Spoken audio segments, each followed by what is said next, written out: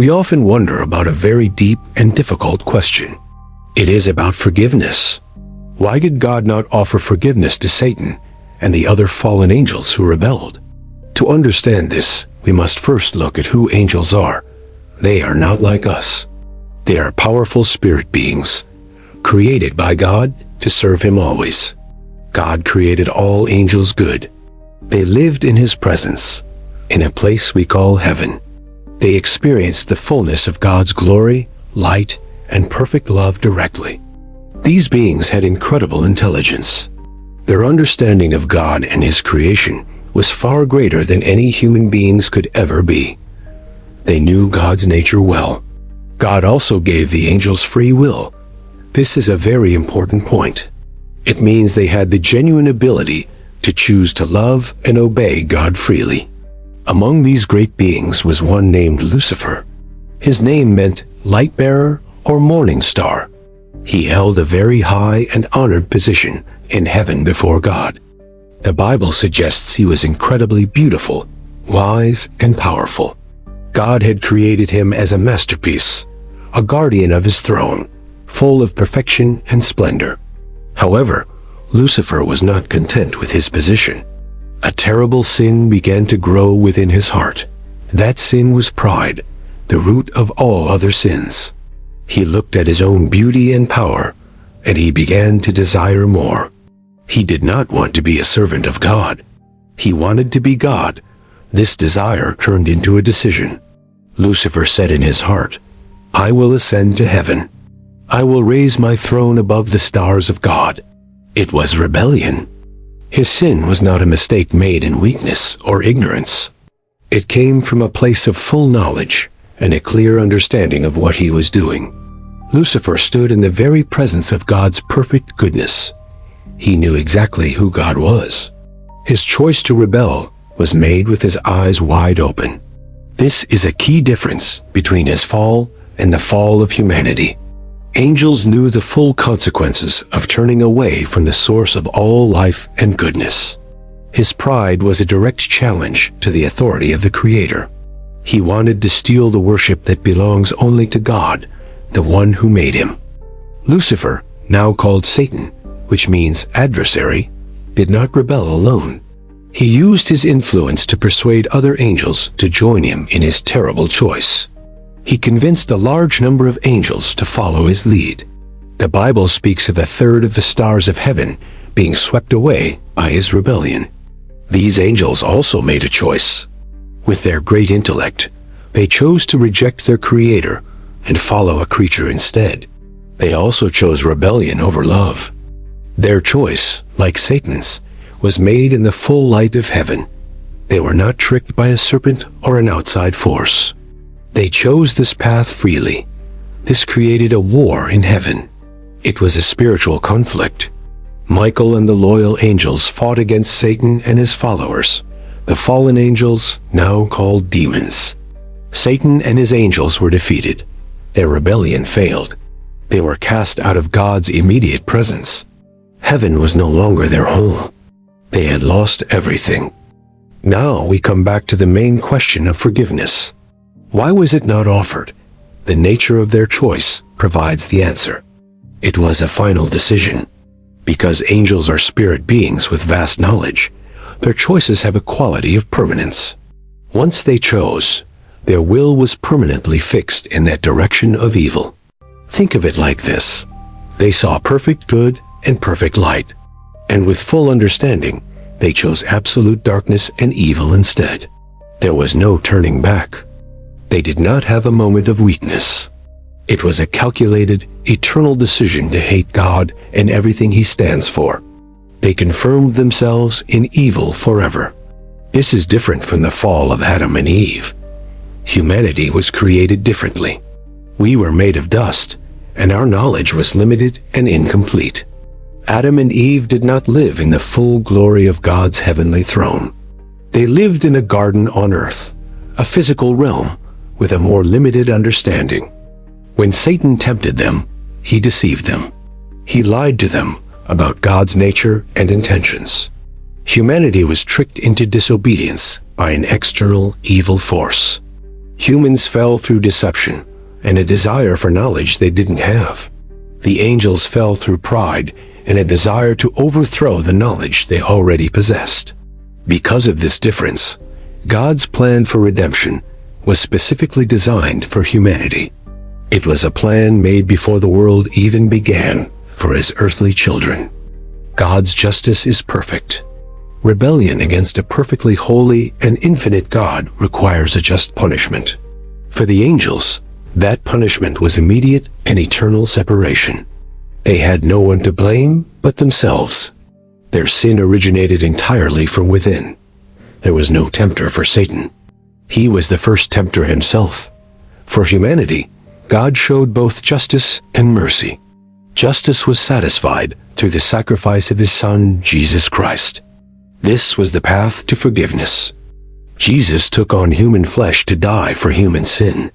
He became a man to save mankind.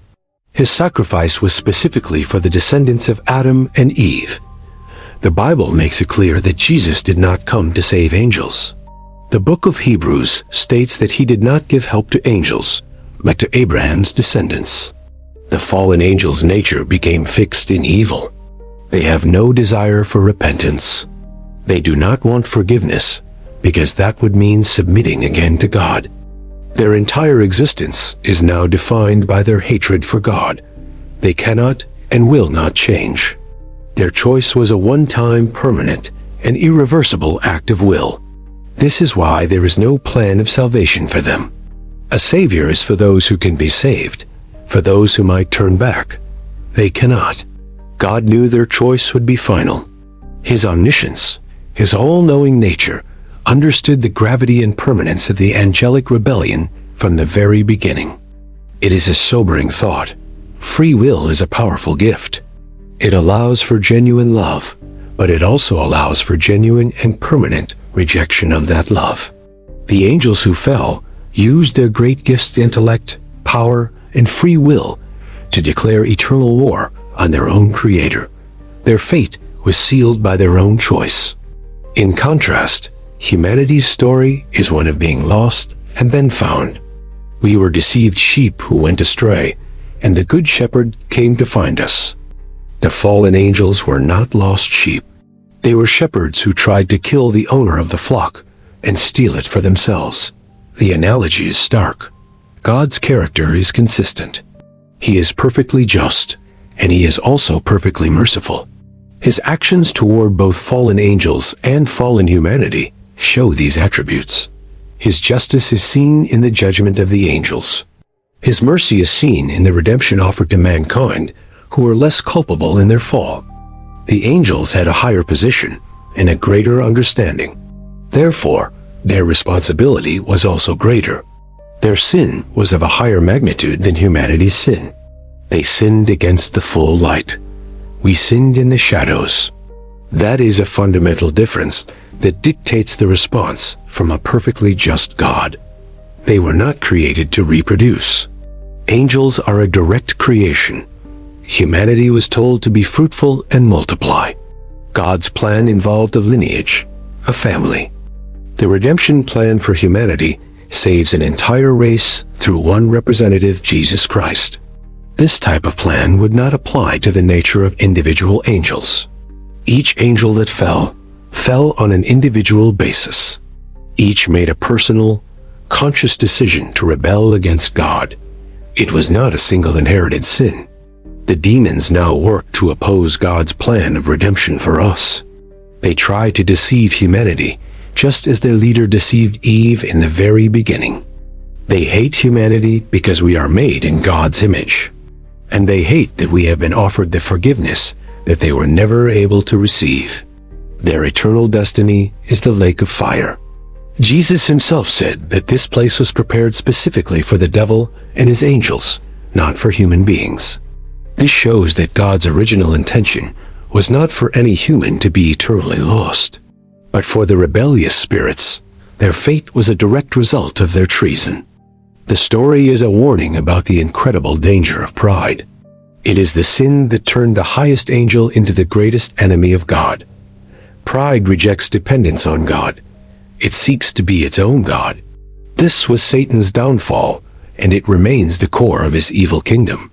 Forgiveness requires some level of repentance, a turning away from sin. The fallen angels are incapable of this. Their hearts are hardened completely and forever.